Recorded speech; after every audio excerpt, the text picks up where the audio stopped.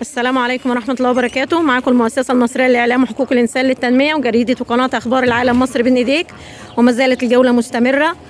جينا من بني هلال إلى المنطقة هنا اسمها إيه حاج؟ عرف حضرتك. عزبة عطلة في تبع كفر بني هلال في مركز دمنهور البحيرة. اتفضل يا حاج، عرف حضرتك وقول لي ايه اللي بتعانوا منه هنا وايه اللي ناقصكم في الخدمات. لا ناقصنا كل حاجه، ما جبناش خدمات خالص. ما جات لناش خدمات خالص. وبيننا وبين دمنهور 2 كيلو ما فيش خدمات. ناقصكم صرف صحي؟ اولا الصرف الصحي ما جبناش صرف صحي حضرتك. طيب اتفضل يا ابو محمد. اتفضل يا عم. ماشي اتفضل عرف حضرتك. احنا هنا قاعدين في العزبه هنا بقى لنا اكتر من 60 70 سنه. حوالين مننا جيراننا كلها جالها خدمات. عرف نفسك الاول. عماد حمدي عطله. اهلا بحضرتك. حضرتك مقيمين في العزبه هنا في عزبه عطله. اهلا بحضرتك. اولا المجاري عدت علينا من كل ناحيه هنا ما عدا العزبه ما جالهاش مجاري. النت الجديد ما جالناش نت، عمدان كهرباء ما جالناش عمدان كهرباء. اي حاجه بتيجي هنا في حوالين مننا ممنوع هنا حاجه تجينا العزبه خالص. غاز ما جالناش غاز، اي حاجه ما فيش اي حاجه عندنا خالص. صرف صحي موجود؟ صرف صحي ما فيش صرف صحي. بقول لحضرتك اول حاجه الصرف الصحي ما عندناش صرف صحي في العزبه. تمام. غاز ما فيش غاز، نت ما فيش نت، ولا تليفونات ولا اي حاجه موجوده في العزبه خالص. الرغم ان حوالين مننا كل الخدمات كلها معديه بتفحروا كلها وتعدي حوالين مننا. عمدان الكهرباء بيننا وبينه ما فيش 20 متر. بتأمنها من حوالي 100 متر هناك. حضرتك لو صورت هتشوفيها. بص حضرتك هناك البيت اللي في وشنا دخلوا غاز ودخلوا صرف صحي ودخلوا نت ودخلوا كل الخدمات. العزبه هنا كله يلف حوالين منها ما عدا العزبه هنا، رغم ان فيها اكتر من 40 50 بيت. ما عندناش اي خدمه خالص. تمام. وجامع كمان. تمام.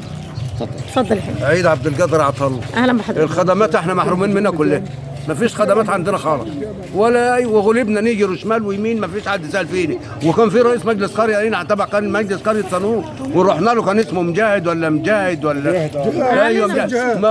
جهاد. ايوه كان اسمه جهاد، ولا سال فينا ولا عمل لنا حاجه خالص.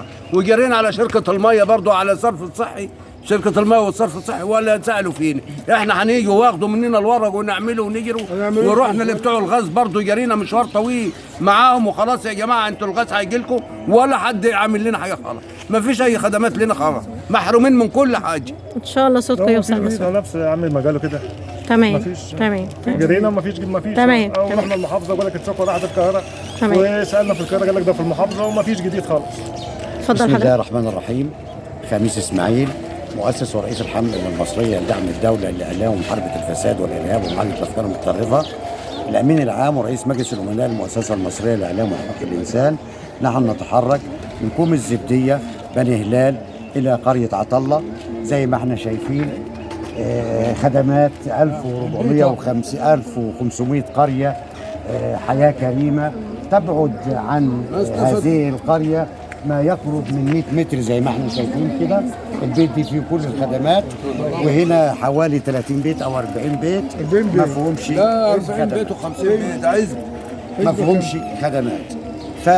يعني فخامة الرئيس أول ما بدأ جولته بدأ بالقضاء على فيروس سي و100 مليون صحة.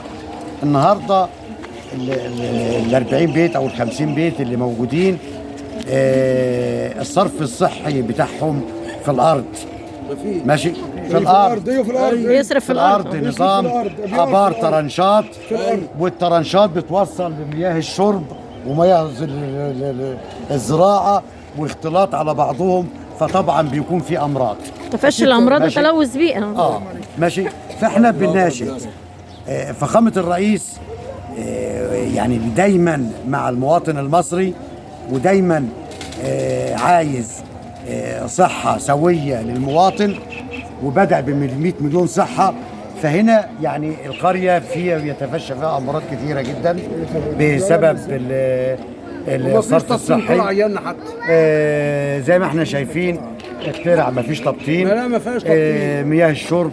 وده احنا جنب دمنهور اهو، مفيش حاجه بينا وبين دمنهور. معالي الرئيس اولادك بينادوك. البلد ما فيهاش اي خدمات. احنا بنقول نظافه بيئيه، طاقه متجدده. هنا ما فيش صرف صحي وفي تلوث بيئي. بنطالب بعمل صرف مغطى بدل الصرف اللي عامل تلوث بيئي دوت، والناس تعتبر بتشرب منه عايشه منه، وده بيسبب تفشي الامراض. طبعا انت مش هتسيب ولادك كده. احنا عايزين العزبه دي تخش حياه كريمه زيها زي العزب اللي حواليها، ودايما بنشيد بانجازات سعادتك، بنشيد بانجازات سعادتك. والمكان مش بعيد عن الخدمات، هو يعتبر قريب من الخدمات، بس عايزين سعادتك تدرج عزبة عطلة في الخدمات، تدرج عزبة عطلة في الخدمات بتاعة حياة كريمة. وشاكرين أفضالك معالي الرئيس، وبنشيد بإنجازاتك في كل مكان. إن شاء الله القادم أفضل، وتحيا مصر.